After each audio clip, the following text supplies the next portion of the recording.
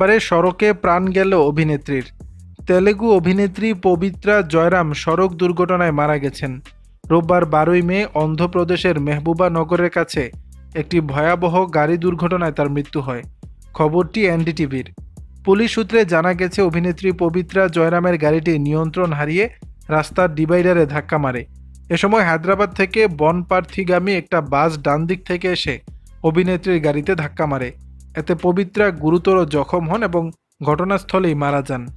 আরও জানা গেছে, পবিত্রার গাড়িটি কর্ণাটকের মান্ডা জেলার হানকেরেতে ফিরছিল। একই গাড়িতে ছিলেন অভিনেত্রীর মামাতো বোন অপেক্ষা। আরও জানা গেছে, পবিত্রার গাড়িটি কর্ণাটকের মান্ডা জেলার হানাকেরেতে ফিরছিল।